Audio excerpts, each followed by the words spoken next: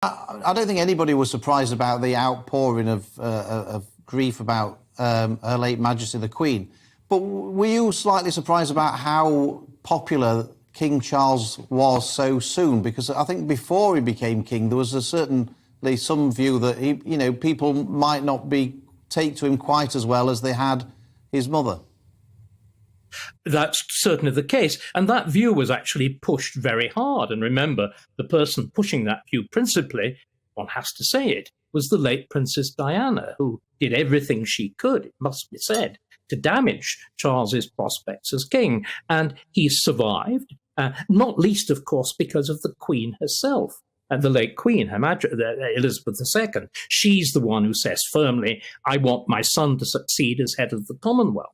She's the one in one of her last interventions in public life who says, I want Camilla to be queen. So she does what a monarch should do, which is, remember, the whole purpose of monarchy is continuity. She smooths the path to the next generation. It's like a kind of relay race of generations. You don't pass on a baton, and you're not wearing shorts, you're wearing a crown and robes, but you pass that on. And that extraordinary moment of the Queen's death, her funeral, which we all remember, when the crown was removed from the coffin, that extraordinary moment again when the wand of office was broken. You had the sense of sovereignty, monarchy moving from one person to another. And I think Charles has grasped the baton very impressively. Now, that doesn't mean that there are not problems. I mean, Harry and Meghan, well, I was going to ask about that, David. How is King Charles now going to stamp his authority moving forward? How is he going to battle with other people, it seems like, who are vying for a new royal family from across the waters, Harry and Meghan?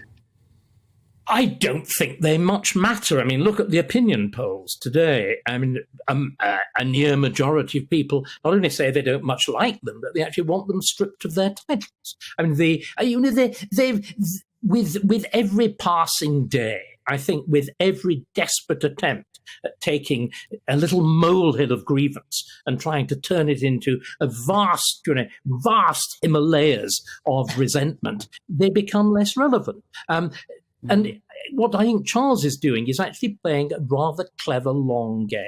What I would guess, Esther, he's waiting for them to destroy themselves.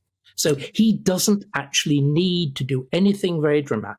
He's just letting events take their course, which I think is a very wise thing to do. I mean, where I think the monarchy went rather badly wrong was what I think has been the only really serious blemish since his accession, which was the handling of the extraordinary affair of Lady Susan Hussey in that bizarre confrontation with this strange lady who was dressed up as a kind of, African queen from a traveling circus. And the way in which the royal family appeared, and we now know it's essentially just the household of the Prince of Wales, to come down so firmly against her, a woman who is, after all, the Prince of Wales' godmother, the longest-serving lady in waiting to Queen, the woman who actually, for heaven's sake, accompanied her to her husband's funeral. To dump her like that was disgraceful. And it also, I think it shows a tone deafness with monarchy. Monarchy is going to have to do two things. It's going to have to balance an old world and a new world. Welcome back to Royal News Daily, where the crown meets the headlines. Today, we're examining the latest comments from historian Dr. David Starkey, who shared his perspective on King Charles III's approach to Prince Harry and Meghan Markle during a GB News discussion. As always, we clearly distinguish between verified facts, reported information, and expert opinions to provide balanced and informative coverage of the British royal family. If you enjoy trusted royal family news, don't forget to like, subscribe, and turn on notifications so you never miss our latest updates. Now, let's begin. Prince Harry and Meghan Markle continue to generate headlines, but this time the focus is on King Charles III and how he may be responding to the ongoing tensions within the royal family. During a GB News discussion, historian Dr. David Starkey suggested that King Charles is taking a calculated approach by allowing Harry and Meghan to face the consequences of their own public decisions rather than responding directly. Starkey argued that the king is effectively waiting for Harry and Meghan to destroy themselves, meaning he believes Charles sees little benefit in entering a public dispute with the Sussexes. According to Starkey, remaining silent protects the monarchy's image while allowing public opinion to develop naturally. He suggested that responding publicly could risk giving additional attention to ongoing controversies. However, it is important to emphasize that these remarks are Dr. David Starkey's personal opinions. There has been no official statement from King Charles or Buckingham Palace indicating that this is the king's strategy. Since becoming monarch, King Charles has generally avoided publicly discussing family disagreements. Official royal communications have instead focused on constitutional duties, charitable work, and national events. Meanwhile, Prince Harry and Meghan have continued to pursue charitable initiatives through the Archewell Foundation, media projects, and selected public appearances in the United States.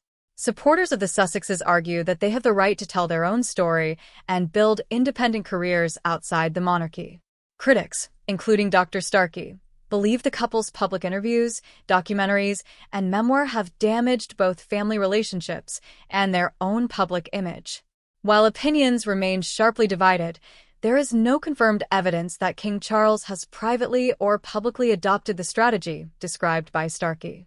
Prince Harry and Meghan Markle stepped back as senior working members of the royal family in 2020 before relocating to California.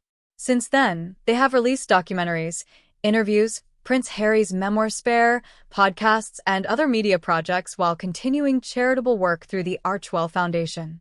King Charles III became monarch following the death of Queen Elizabeth II in September 2022. Throughout his reign, he has largely avoided commenting publicly on family disputes, maintaining the royal family's long-standing practice of limited public discussion of private matters. Public opinion remains divided. Some royal watchers agree with Dr. David Starkey, believing that King Charles's silence reflects a deliberate strategy to protect the institution of the monarchy. Others argue there is no evidence supporting that interpretation and believe the king's silence simply follows the royal family's tradition of avoiding public disputes. Many viewers have called for reconciliation between the family members, while recognizing that much of the discussion is based on interpretation rather than confirmed information. Dr. David Starkey's latest comments have reignited discussion about King Charles's relationship with Prince Harry and Meghan Markle. While Starkey believes the king is allowing events to unfold without intervention, there is currently no official confirmation that this reflects King Charles's thinking. As always, separating verified facts from expert opinions remains essential when following royal family news. What do you think? Do you believe King Charles is deliberately staying silent as part of a long-term strategy, or do you think the situation is more complicated than commentators suggest? Share your thoughts respectfully in the comments below. If you enjoyed today's update, don't forget to like, subscribe, and turn on notifications for more balanced royal family news. Thank you for watching Royal News Daily, where the crown meets the headlines.